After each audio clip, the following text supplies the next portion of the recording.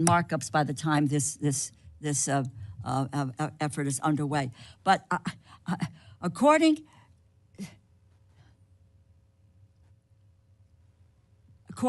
to what we have received from the FBI, there are 904 positions that are currently slated for transfer from Washington, D.C. to field offices that are currently vacant. Is that correct? Yes, ma'am. Okay. This is, what is there any explanation of why these positions are moving to field offices? One of the things we can't seem to get answers to, and this is not you, is programs that are being deleted, programs that dollars are being frozen, programs that are being cut. We don't have any sense on this committee, which is the Appropriations Committee, and making a determination of what we should or shouldn't do, is any evaluation from any agency so far, and I ask this of you, what is the criteria? What are the programs that are going to be potentially left behind? What is the evaluation process here that says why these programs are no longer functional or not working? What is the story? Can we get from you when we're going to get some sort of an idea of what is a budget that you can deal with? Is what will be, what may be cut, what may not be cut, and why? What's the criteria by which that these programs would be, the evaluation is to transfer them out? Or why are these people going to field offices? Can we get that from you? Yeah, I can give it to you right now, ma'am. The short answer as to why these folks are going to the field is because we are moving agents, intel analysts, and SOSs across the country into every state to get a hand-level grasp on violent crime in every single community. We're moving those folks out there. Okay, but I just will wrap up, and thank you, Mr. Chairman. You need to provide for us, specify exactly which so-called, quote, overhead positions are being cut, and since other federal agencies are also proposing position cuts, how won't this cut inevitably reduce the FBI's intelligence analytic capabilities? We need to have that information before we can determine what the budget is. Yes, ma'am. Thank you. Yield back. Mr. Klein. Thank you, Mr. Chairman. Thank you, Director Patel, for being here. Director Patel, when President Trump nominated you to serve, he aptly called you an advocate for truth, accountability, and the Constitution, who will bring back fidelity, bravery, and integrity to the FBI. You yourself have identified two important pillars in order to rebuild public confidence that include, first, streamlining operations at headquarters while bolstering the presence of field agents across the nation. I believe you just spoke to that. And two, second, ensuring that the FBI operates within the openness necessary to rebuild trust. It's a tall order given the record of some in recent years, but I'm optimistic you'll be able to achieve it. I'd like to dig in on these pillars to get your perspective as we take your budget request into consideration and craft a final product. The President's skinny budget request rightly expresses its commitment to upholding undoing the weaponization of the FBI that pervades the previous administration, which includes targeting peaceful pro-life protesters, concerned parents at school board meetings, and committed Catholics exercising their constitutionally protected rights to express their faith. You described to us the state of the Bureau from when you were confirmed. Today, you highlighted with our Attorney General more than 200 federal arrests for crimes targeting children. You also spoke to the reorganization necessary to meet the mission of the FBI. The President, in his skinny budget, also described reductions in, quote, pet projects from past administrations and duplicative agencies. In addition to speaking to moving employees out of D.C., can you expound upon this and how you plan to reorient the Bureau under this request? Absolutely. So part of the process is not just putting people out sporadically, throwing darts on the map. What we've done is we've taken a process with the careers at the FBI and said, where are some of the most violent crime places in America? And we've apportioned the plus-ups across every single state in this country based on percentages of where violent crime has been in an uptick on homicides, on gang violence, on drug overdoses across the country. And so, for instance, in the state of Virginia, we're going to give a plus up approximately 20 folks from the FBI should we have our full budgetary requirements. And then the next step is, what do you do with them in the field? And what we do with them is what we've already done, Congressman Klein, in the Commonwealth of Virginia, is we stood up the first in the country interdiction task force where we brought in interagency partners from around the state of Virginia and the sheriff's offices and the FBI and our DHS partners and embedded them in an FBI building 50 miles that way and said, go to work, because this is a hotbed of criminal activity. And in 1 month, the Virginia Homeland Security Task Force, as it was dubbed, arrested over 500 violent felons. 500 violent felons. And that wasn't by doing any new process or creating a new way to get after crime. It was done by letting good cops be good cops. And we want to take that plus up and that model to every state in the country, not because I said it works, but because it actually worked. And we've been asked by other governors and other senators and other representatives to bring that to their states, and that's exactly what we want to do, and we're planning to do that here. And commend you for the accomplishments in the Commonwealth. Prior to the swearing in of the current administration, a report was released detailing how federal law enforcement used its virtually unchecked access to private financial data to deputize the financial sector as a de facto investigative arm.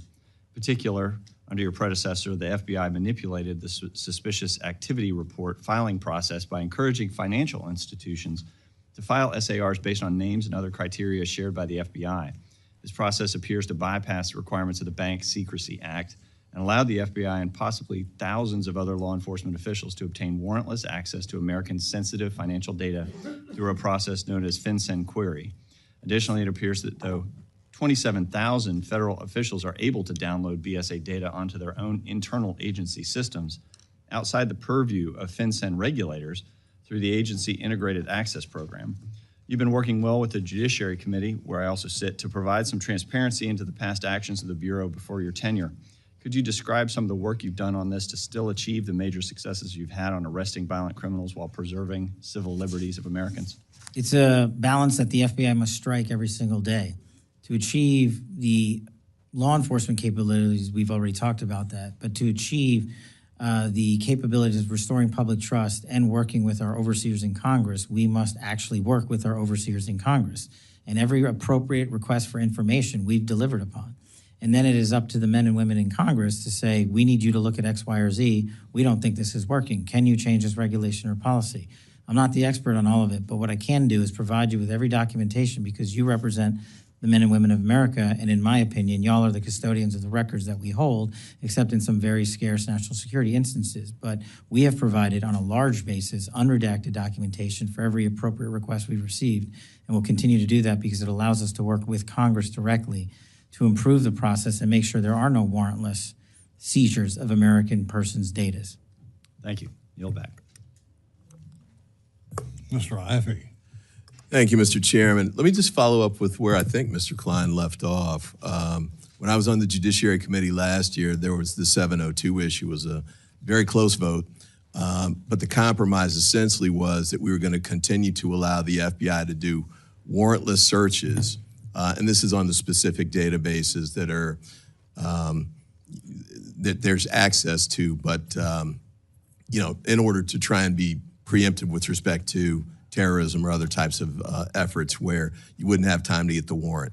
Very close vote, but the compromise was that reports were going to be filed by the FBI on a regular basis, I think to the Judiciary Committee.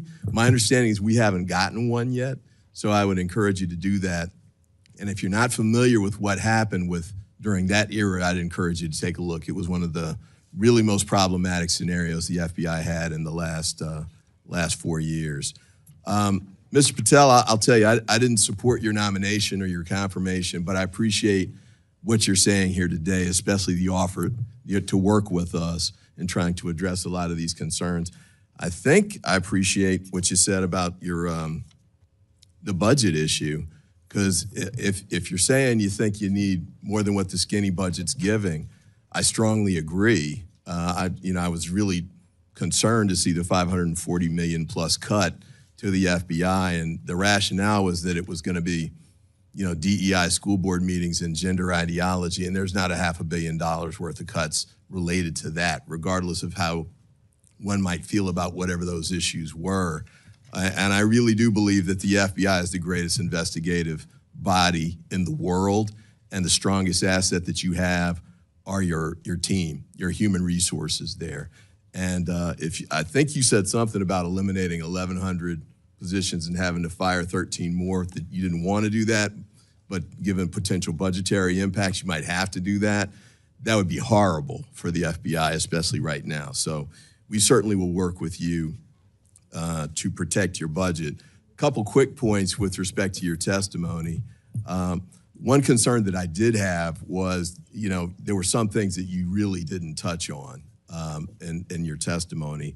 And I appreciate Teslas as an issue, and whoever's setting those on fire should be accountable for that. But we've got serious political violence here in the United States, a lot of homegrown activity that we need to focus on. Your predecessor testified a lot about it, and we understood the importance of that. Some of us had a chance to work on the task force that investigated the attempted assassination of now President Donald Trump, and I know you've got another pending case with respect to Mar-a-Lago.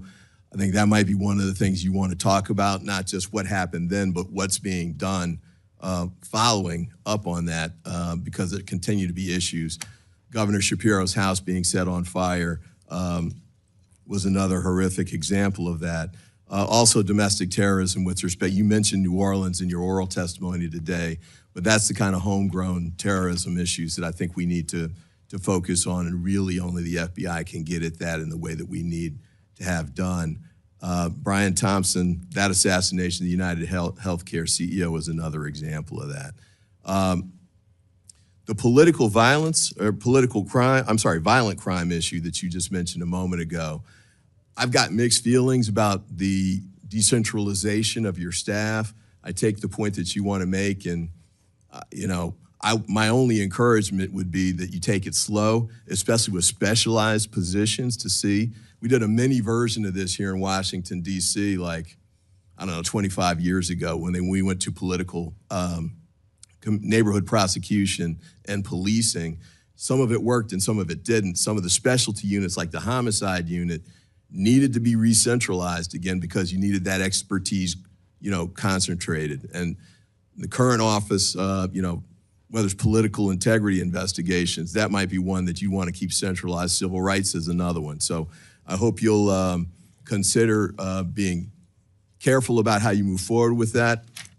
And my district is Maryland. We love having you guys nearby, and certainly would love to have you come out even more so. If you're going to do sending the agents out, my request would be that you target jurisdictions where they have serious violent crime. I was a local DA there. We were able to do joint prosecutions. The U.S. attorney at that time was Rod Rosenstein. We did some joint work, RICO cases. We didn't have RICO capability. We took the cases to him. This is MS-13. And so, when you do joint efforts like that, it can really help local prosecutors and local law enforcement, because the FBI has resources that they can bring to bear that we just don't at the local level. And the impact can be really significant. So I thank you for what you've done so far and your offer to work with us, and I look forward to working with you in the future. Thank you, sir. Mr. Gonzalez. Oh, thank you, Chairman. Thank you, Director, for being here. Thank you for your willingness to serve our great country, and I look forward to working together. It's not only how big the check is, it's where the check is going. And I love hearing some of your ideas of how we reform, how do we make things better. I represent a district that's nearly half of the southern border, been ground zero for a lot of the chaos that is happening. You already know this, but you have some of the best field offices in this area, right? The FBI office in El Paso doing amazing work. The FBI office in San Antonio doing amazing work. FBI office in Houston doing amazing work. Did I hear you correctly that there's a possibility as you right size, as you kind of once again put agents back out in the field, did I hear you right, nearly 100 agents maybe coming to Texas? About 90. Okay, perfect. We'll round up. We're here in the house. We'll round up. I love it. I think that's exactly the right answer, right? Let's get the bureaucrats out of D.C. and let's get the agents back in the field doing the work. The part I'd say too is, your task forces are working. And once again, I look forward to working together, chatting about this more. Task forces work, right? And I want to start with the CT task force, counterterrorism task force. I think that's very important. The terrorist threat is as real as ever, and getting ahead of that, I think, is a big part of that. Once again, the FBI is the leader in this. You know, they're the ones that you're the agency that has all the expertise and the ability to do that, but you need the force multipliers. You need the local and the state agencies to come alongside, all hands on deck to tackle this.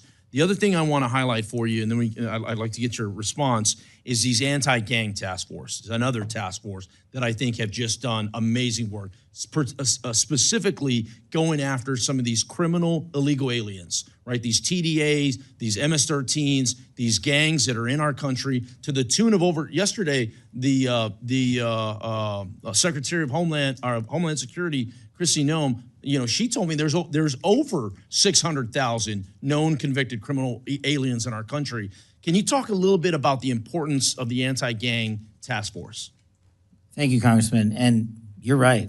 The best cases I ever made as a terrorism prosecutor was on the task force, because we had embedded state and local authorities with federal authorities, state and federal prosecutors working every day together, bringing cases where you could bring cases, because sometimes you couldn't bring them in state court and sometimes you can't bring them in federal court. And so the gang task force is, right up there with the JTTF model. It serves the same purpose by allowing, my best example is the Virginia Homeland Security Task Force. We simply allowed access, placement, and location, and then we got out of the way, we being leadership. We are not running the cases in the field. Agents are. Intel analysts are synthesizing the intelligence, not me. Putting them in simply the same room and giving them some resources. We don't need to recreate or be super innovative. And that's the beauty of the gang task force. The folks in there are experienced career operators at every level that they operate in. They know what they're doing. What they're not currently allowed to do is get together enough. And that's simply what we're trying to do with part of this plus up. And again, and you're right, Congressman Ivey, we're not doing it overnight. It's a process that's going to take about a year if we get it right across the board, because it takes time to transfer expertise, but at the same time, we're not going to gap expertise in headquarters. And just to be clear, we're not taking out the headquarters footprint. We're leaving a large footprint here still. We are just adjusting to the violent crime, and gangs are one of them. I'm spot on. I did a roundtable in San Antonio. We had FBI, we had HSI, we had ATF, we had local law enforcement, we had state law enforcement. I think that's more. We need more of that. We need to turn the volume up on that, and once again move some of the bureaucrats. The other thing, I represent a district it's larger than 30 states, right? And there's a part of my district. One of my counties produces more natural gas than anywhere else in the country. And I want to highlight something for you that has worked. And this is the Permian Basin Oil Theft Task Force. Mm-hmm. And oil theft in West Texas is a real deal, right? Especially with the border crisis that we had to deal with over the last 4 years. And I would ask that you please continue to take a look at that. That is a program, once again, without the FBI being at the core of providing the intelligence and the expertise, it's really difficult for some of these sheriffs and some of these local municipalities to tackle these organized crimes. So as you're working through the budget process, as you're working through what has to stick and what has to go, that Permian Basin Oil Theft Task Force is very important. I'd love to get your thoughts on it the time I have left. Well, I'm slightly biased, Congressman, because I do some of my hunting out in the Permian Basin and out in the Glass Mountains, so I'm familiar with that just by a matter of being there on the ground a lot. But it's an example of not just your district, but if you go out into Idaho and you go out into Texas or Arkansas or California even, or where have you, the localized problems that the national level can't understand or comprehend cannot be comprehended or understood by putting more people in Washington, D.C. That's what I'm trying to accomplish. These folks have the expertise and the knowledge, and if we put them in the field with your experts, then they can relay back to us, hey, did you know about this big oil problem down in West Texas? Sadly, most Americans know, but honestly, most Americans shouldn't. It's not their responsibility, it's mine. And so that's what we're working towards. I'm looking to codify that. Love to continue to working with that, on that and other things. Thank you again for your testimony today. Chairman, I yield back. Thank you, sir. Mr. Morale? Thank you, Mr. Chairman, for the meeting, and thank you, Director Patel, for being here. I want to just preface this, I feel important to say that I think while the history of the FBI has not been a perfect one, the goal of the agency has always been focused, as it should be, on keeping Americans safe, the safety of American citizens. And I think I am concerned about, and I think millions of Americans as well are concerned about any suggestions that there will be a political agenda or adherence to the president's agenda as opposed to the safety of American citizens. And I appreciate everything you've said this afternoon, and I'm grateful for it. I know I've been in the business of politics for a long time. The only thing I ever care about, whether it's the military or law enforcement, that it's professional and it's nonpartisan, and that we uphold the rule of law and the Constitution of the United States. And I'm just very, very concerned about some of the things I hear, not from your office necessarily, but from the Oval Office, and hope that the president recognizes that the FBI serves the American people, and it serves the rule of law, and the Constitution does not serve the president or any political agenda. And I just want to feel honor-bound to say that as a preference. So I appreciate you being here. First of all, do you believe it's your duty to uphold the Constitution of the United States? Mine and everybody at the FBI. I appreciate that, sir. I want to go back, and I appreciate what everyone said. You know, the skinny budget, as we're calling it, is frustrating for appropriators because it's really hard to tell from the literally 10 lines and 100 words about the FBI what is envisioned here, and it calls for a cut of, as we've talked about, $545 million. I gather, as I'm piecing this together, I think roughly speaking, the proposed budget is about $10.7 billion. The president has asked for about 10.2, rough numbers.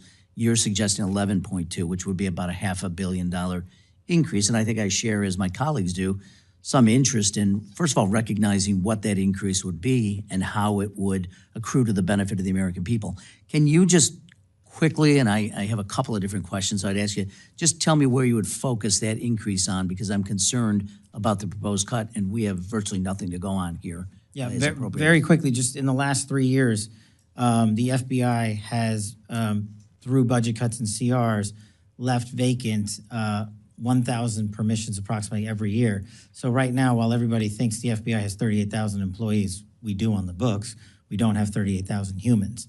So year over year, those cuts have led to book attrition. And in order to get some of those back and some of those vacant slots back, we need to actually fund them. And the rest of the funding would go to preventing the removal of an additional amount of agents. Well, look, I'm sure you share our frustration. You probably didn't like the proposed budget any more than I think many of us did. So we would encourage you, as you're speaking to the president, to encourage him both to speed up the process and also to consider some of your recommendations. Earlier this week, there were reports by the Attorney General's plans to dissolve the Organized Crime Drug Enforcement Task Force by September 30th of this year. I find this deeply troubling. The task force's recent success in my district, just last week, we removed over 200 grams of fentanyl from the streets of Rochester, New York, where I'm privileged to represent. I did send earlier today a letter to the Attorney General, which I would ask unanimous consent to enter my letter into the record, but expressing my concern over the decision and reminding the Attorney General that funds appropriated by Congress for fiscal year 25 are required to be spent, and the legality of the decision aside, the FBI is an important member of that task force. I wonder if you could just share with me the importance of the work to national security and to the public, and how, if you've been consulted, and what your views are on the efforts to decommission it. I believe are you referring to OCDEF, sir? I'm sorry? Are you referring to OCDEF? Yes, that's correct. My understanding, and I'm not going to speak for the Attorney General on how the department views it, is that the cut is only to one singular office, not to the OCDEF program writ large, which the FBI has a large authority over. And so I have not been informed yet, and again, I'm not speaking for the AG, that the OCDEF program itself would be shuttered in any way.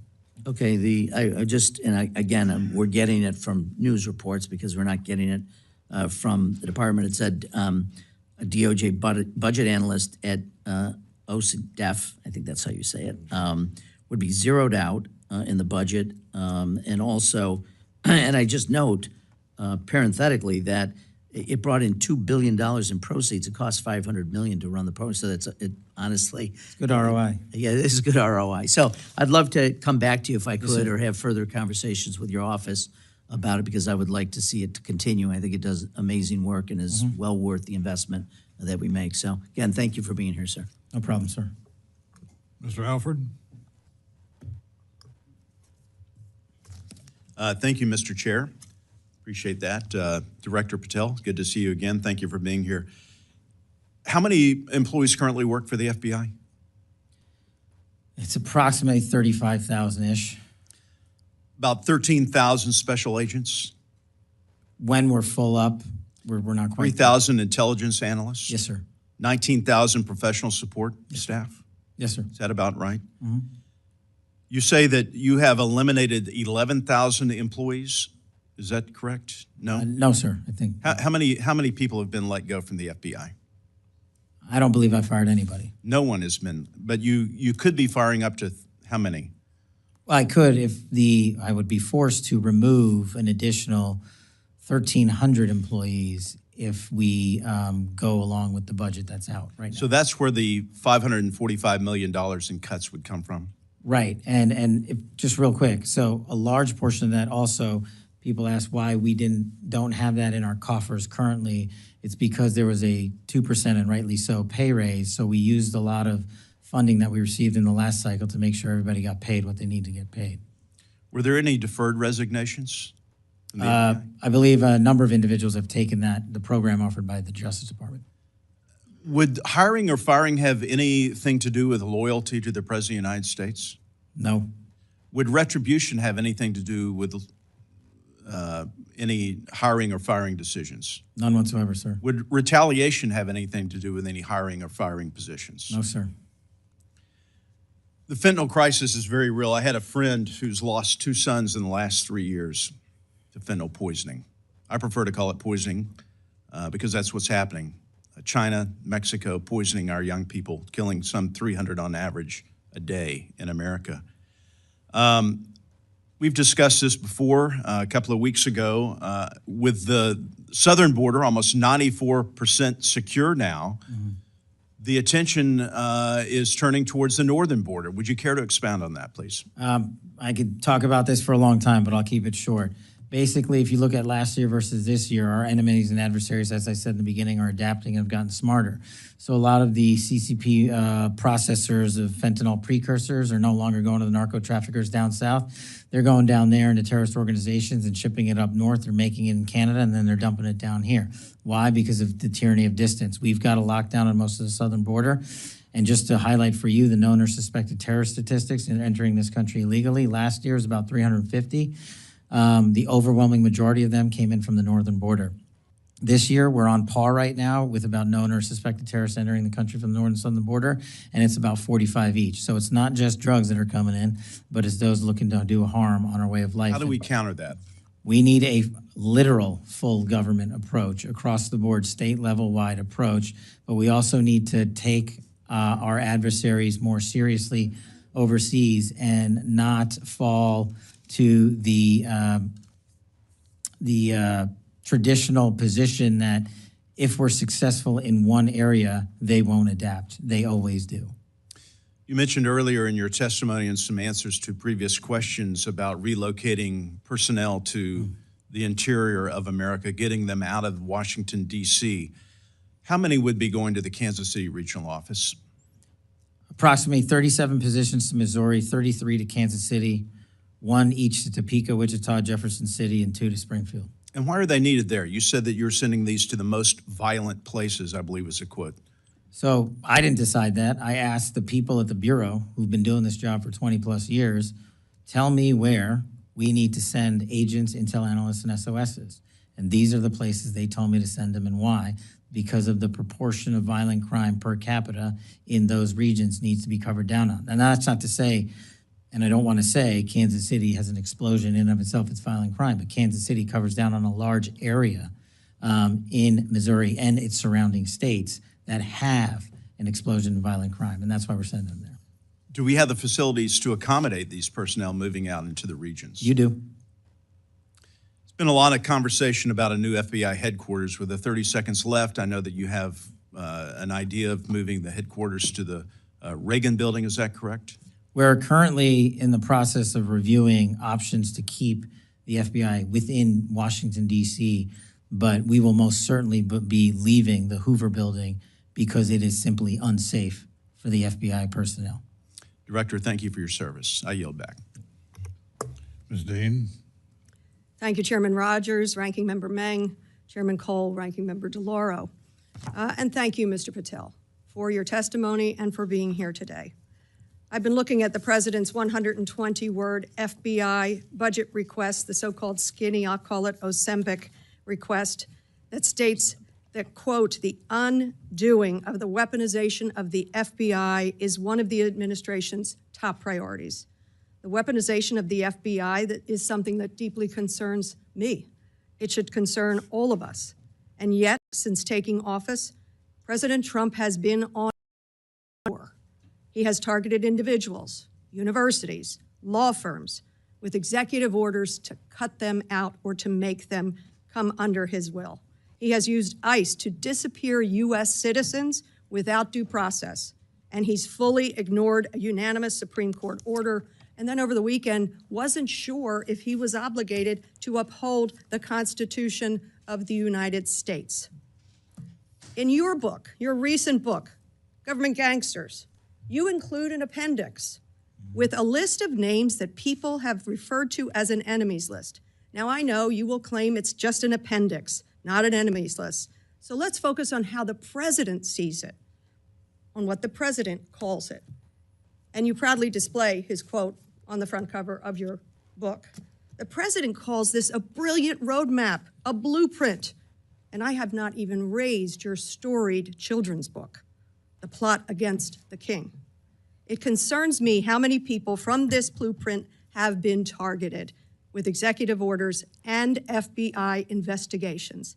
The FBI cannot be weaponized, and under your leadership, it has been nothing but a weapon alongside the president to go after the president's perceived opponents, to stifle dissent and free speech.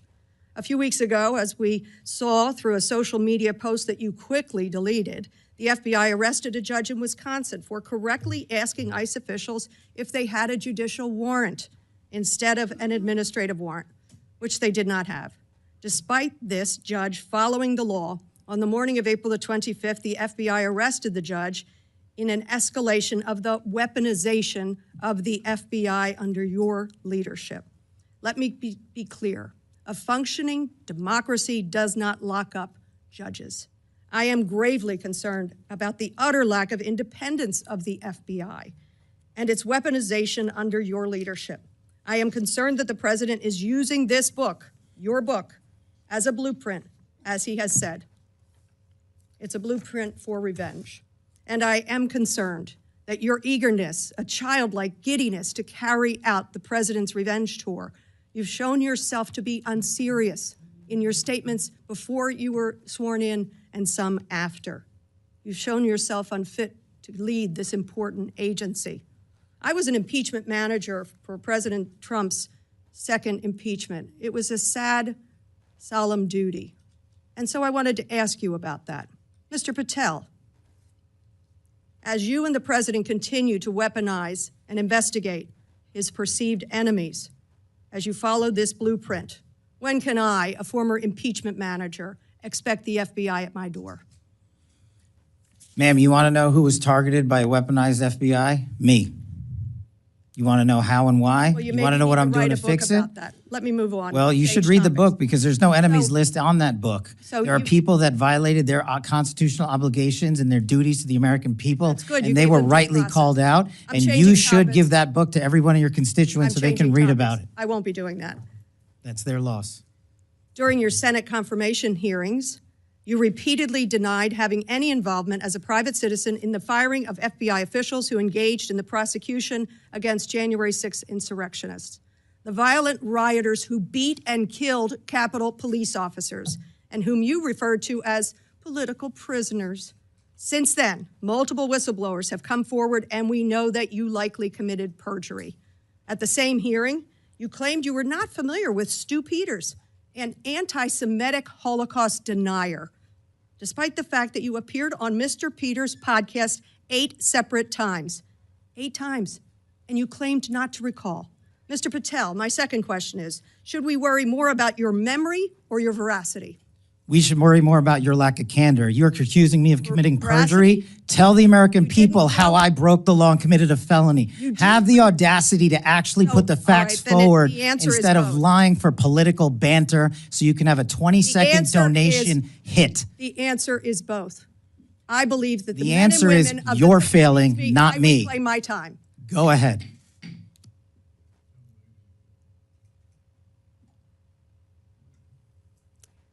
Mr. Patel, I believe that the members of the FBI, and I know many of them, many retired, 38,000 people, as you say, it's a little less than that now, deserve the very best, deserve extraordinary independence, deserve freedom from the fears of being investigated, the freedom of coming forward to make sure they're doing their job. And I'll end with this, that I think it's interesting that in your proposal today, you find yourself at a gulf of difference between you and the president. I wonder how you will resolve that. Will you go to the president and say, we need $11.2 billion, not what you cut out of here? You're asking for more than $1 billion than the president's request. Are you going to go to the president and straighten out that gulf? I'll do what I've always done and represent the American people, defend this country, and make sure the Constitution is always upheld and the FBI is never weaponized. Maybe you should do the same. So you agree with the president when he says he doesn't know if he should uphold his constitutional duty? If you want to just keep putting words in my mouth, the TV cameras are outside. I thank you. I yield back. Again, this is an unserious moment, sadly, for the FBI. I yield back. More so for you. Mr. Strong. Thank you, Chairman Rogers, Director Patel. Thank you for being here today. I'd like to also extend my thanks to your staff and the hardworking men and women of the FBI and for restoring America's trust in the FBI. I'd like to commend your efforts to move FBI personnel into the field rather than into the Beltway, where their work can be the most impact. Let me start by shining a light on my district, Alabama's 5th Congressional District, which includes Huntsville, Alabama, and Redstone Arsenal. The FBI's presence at Redstone Arsenal dates back over 50 years to 1971. Currently, FBI Redstone seats over 2,000 personnel and includes personnel from 20 of the FBI's 30 sections. Time and again, North Alabama has answered the call to support the FBI with a second-to-none workforce, state-of-the-art facility, and plenty of room for cost-effective and responsible growth. Director Patel, a few weeks ago, you visited Redstone Arsenal in my hometown. Could you share with us what you saw while you were there and the impression the visit left with you? What I saw while I was there was the best example of what I've seen when appropriators work with the Bureau to defend the nation. And I wish everybody would go down to Huntsville, Alabama. It is our premier experienced law enforcement capability center and training facility that the interagency only wishes they had. What we have down there in cyber, in long-range missile defense capabilities, nested there with NASA and the Department of Defense, and further programs, including our Terrorism Explosive Device Center, which the world relies on to stop bombs from going off, and so much more is down in Huntsville, Alabama. And the reason it's there is because appropriators were brilliant enough to provide a space outside of Washington, D.C., to take a geographic footprint and save money instead of rebuilding here in Washington, to do it for half the cost in Alabama.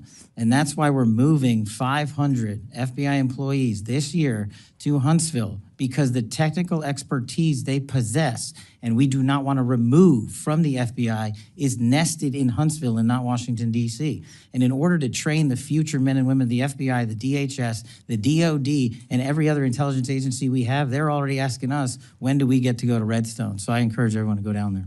Director Patel, I applaud your commitment to making America safe again and returning the FBI to its core mission. We must continue to get our dedicated FBI agents back into the field and out of the Beltway to protect America. This is there's no better place to achieve this than Redstone Arsenal in Huntsville, Alabama. Huntsville provides the most cost-effective location, distinct partnership opportunities, a high quality of life for personnel, and a remarkable talent pool. Director Patel, Could you expand on the plans for moving personnel and programs to Huntsville, as it's often called FBI HQ2? What are the timelines for executing this, and do you have the necessary resources to execute this move? Taking those in reverse order, the short answer is no. So we've got the North Campus and the South Campus down there. North Campus largely constructed and filled.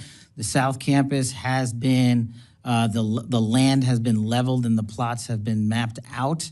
And in order to fill it, and in order to build buildings 3 and 4 and 5, as we call them, and the new training facilities that we and the appropriators have already looked into and approved, we're gonna need another $160 million to accomplish that.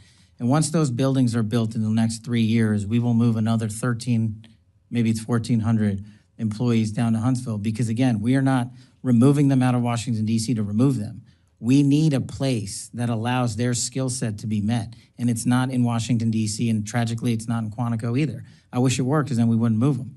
But that's what we're looking to build is for the future. It also gives us a landing platform in a more centrally located area of the country for teams to deploy out into the rest of America when something goes boom or when there's a tragic accident. So I am asking the appropriators not only for the $145-ish million to finish the build, but the $60 million for the O&M to keep the facilities up. With the great work occurring in Huntsville, I want to highlight the interagency collaboration between the FBI, ATF, DHS to address bombing incidents and the use of explosives. The FBI's Hazardous Device School, Terrorist Explosive Device Analytics Center, or TDAC, are located at Redstone. The ATF's National Center for Explosive Training and Research and the U.S. Bomb Data Center are also located in Huntsville. Likewise, DHS routinely collaborates with these partners, specifically their Office for Bombing Prevention. Director Patel, could you talk a little bit about the interagency efforts to address bombing incidents and the use of explosives? Yes, I'll try to be brief. Just like with drone technology, our adversaries, when it comes to explosive devices, their technical capabilities have exponentially increased. And in order to keep up and stay ahead and not behind of the boom, what we have to do is train. And this is another point of training for Redstone Arsenal. Everyone that's qualified as a bomb technician in the FBI and the rest of the country gets that training at Huntsville, Alabama. And that's the reason we need these schools to exist. So to stay ahead of the fight, and these explosive devices that are being engineered in people's basements in places across the world and they're being shipped here, we need to know how to shut those off before they explode, and that's what Redstone does. Thank you, sir. Mr. Chairman, I yield back. Mr. Fan. Yes, sir. Thank you, Chairman. Thank you, Director Patel. In a local situation in Maryville, Indiana, within my district, I have a high-intensity drug trafficking area, HIDA, which receives federal funding. That works with the local law enforcements. We are the crossroads of America near Chicago. The drugs that you're talking about are transported through those areas all the time. With these budget cuts, can you talk about how those HIDA and agencies will be funded? Absolutely. Thank you, sir. It's like any other successful mission set that we have at the FBI. And HIDA, I worked on as a terrorism prosecutor as myself. Extremely critical because like some of the other situations across the country, that region has been recognized, unfortunately, because of the high-intensity drug flow. In order to countermand it, we have to keep these task forces open, up, and running and funded. But in order to do that, we can't just flood it only with federal funds and federal personnel committed to working with our state and local partners, because that's what makes HIDA successful. My experience in HIDA wasn't in your district, but down in the Southern District of Florida, and I can't imagine it being too different in terms of how we proceed and how to make that successful. Okay. My next question is, just recently you had a visit to the National Center for Missing and Exploited Children. Just please tell me how that cyber tip line and how that program's future looks with these $500 million cuts. We actually partner wonderfully with NCMEC, and we've committed to allowing our FBI employees to remain there no matter what. We will find a way to fill that mission set, even if, even under the most austere of budget cuts, because what they do is exceptional. If people don't know, they need to go there and see it. It's right in Arlington, Virginia. They find missing children from 5, 10, 15, 20, 30 years ago, and they provide treatment to those that have been abused. Okay. And so you have my commitment, sir, that we'll do it. I appreciate that. And according to the domestic terrorism operations sections, the internal tagging system used to track domestic terrorism investigations was eliminated, and the staff of 16 was reduced. Can you tell me that future and where you hold that program? Sir, if I may, can I get back to you on that in writing because I'm not familiar with that off my Okay. head. Then in your written testimony, you had talked about cybersecurity. I'm going to tie two things together. The FBI agents, are they still currently at the end of every week emailing the 5 things that they've accomplished? I'm glad you raised that point, sir. We never did that. Okay. I stopped The that. FBI agents were never asked to put in their goals in which they accomplished? The- The reason why I say that is because I had a specific conversation at a retirement party of a chief from an agent who expressed to me that after he had chased a car down 8094 who had stabbed a family member and he left his home and was able to prevent that individual from killing someone else because it was cross state lines, that he had to go back and then that next day was told he had to fill out his emails of what he accomplished. That email was sent across government agencies. So it was sent to the FBI. It was sent to. So you just said it was never sent to the FBI. So was it or was it not? It was sent to the FBI. I, as the director of the FBI, said we are not. Who sent it? We are not responding to it. It came from a general account at the department. Okay, so then my next question is, that information that my FBI agent in my district sent to that agency, how is that information protected? I'm sorry, are you saying the agent responded to that email? Are you saying they did not? I told the workforce not to. But you just told me that they received the email. We did. So without this, let's just assume that they did. Where did that information go and how is it protected? That information would have only been sent to their immediate supervisor, and every supervisor in the Bureau was told if they received any such information, it is not to be actioned in any way. So what happened with that information with the supervisors? I don't know. Well, I'll have to get back to you on that, if any was collected, but if it was. So you said that the FBI, that a different agency sent that email. What was that agency? It came from the Department of Justice. Okay. And those emails never went back to the Department of Justice who requested it? No, sir. Okay. And you're 100% confident of that? Yes, sir. Okay. The information that the supervisors had from those agents, where did that go? That should not have been transmitted anywhere. We got on top of it fast enough where I believe, and I'll Because you double thought check. it was wrong? I thought Why did you prevent it? Because the operational mandate that we have at the Bureau, in my opinion, prohibited the public disclosure of that information across our media. So to be perfectly clear, the Department of Justice got it wrong. I'm not speaking for the Department of Justice. As You I are saying that that directive was in complete conflict of what your procedures and processes are. My procedures and processes are under the Department of Justice. I'm saying as a subordinate of the Department of Justice, that's where the email came from. I don't know where it came from on top of them. But your directive was to make sure that the Department of Justice did not get the FBI information, That no one got it. except the supervisors. Why would they request it if they would never get it? Well, the supervisors were told to stand down. What I'm trying to say is when that email came in, we acted as fast as we could, I think the same day, to say we are not in a position to do that. Everybody hit pause till we figure out what to do. And the end result was we at the FBI are not complying with that request to publicly do so. And we told agents that if you feel the need to express that information to your supervisors, only do so on the classified system. Okay. The information that I received, that personal conversation that I had, that agent didn't seem like he felt the need. He felt it was a directive. I thank you for your forthcoming. I look forward to working with you. The purpose of me bringing up this questioning was to make sure that that information is secure. Yes, sir. Thank you I'll very double much. check. Mr. Moore. I yield back. Thank you, Mr. Chairman, and thank you, Director Patel, for being here. One of the things I wanted to touch on, and you mentioned in your comments, and I think this is just wonderful, is that one of the metrics you're looking at as you're moving these agents out into the field is opioid-related deaths. My state of West Virginia, we have the highest per capita opioid deaths in the entire country. It's unfortunately not even close.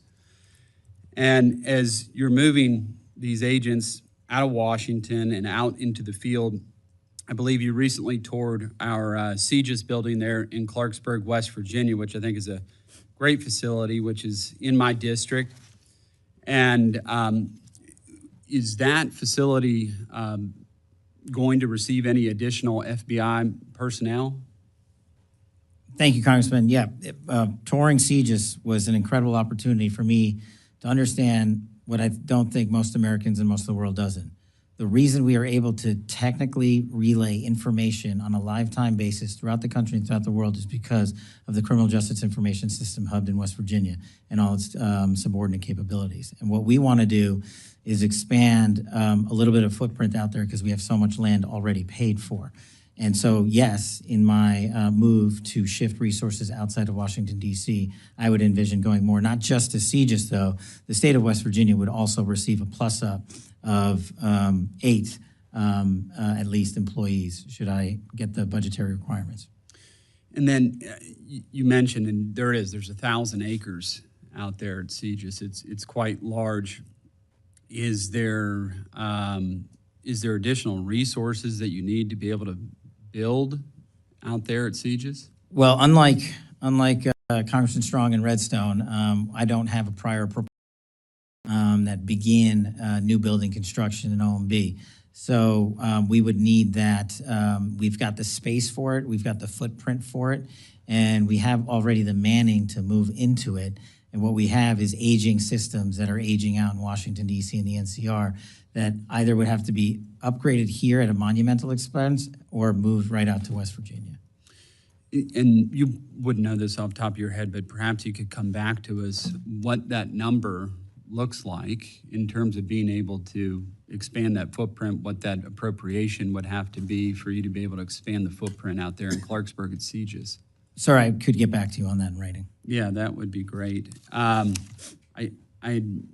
So you said in total it would be it'd be 8 additional agents that'd be going to West Virginia, or Outside of CGIS. outside of CGIS? Yeah. And then how many additional at CGIS? In CGIS, we are looking to move in.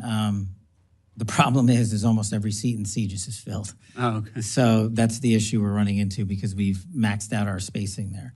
So to have a bigger footprint, we would just need new space. Okay.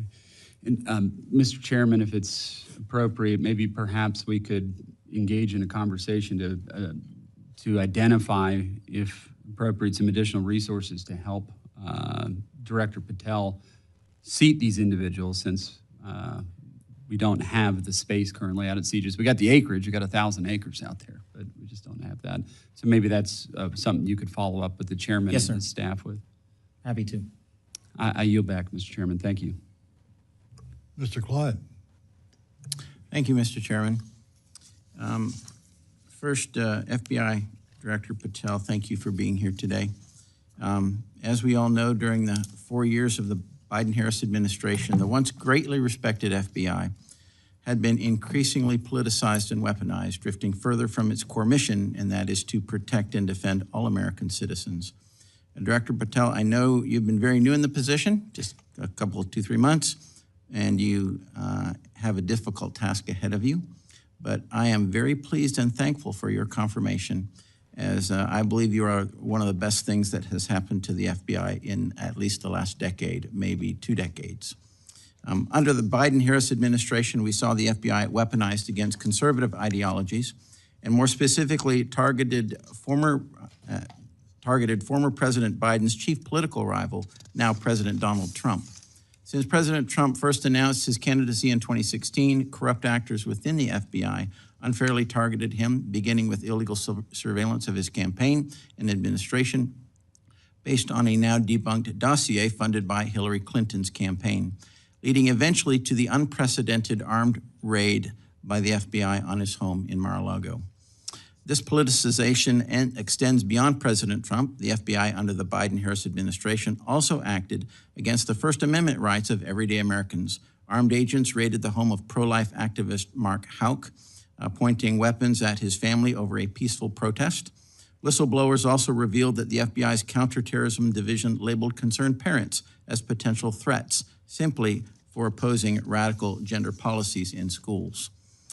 I'm pleased to see that the President's budget request for FY 2026 directly addresses some of these concerns, stating that the administration is committed to rooting out the weaponization in the FBI.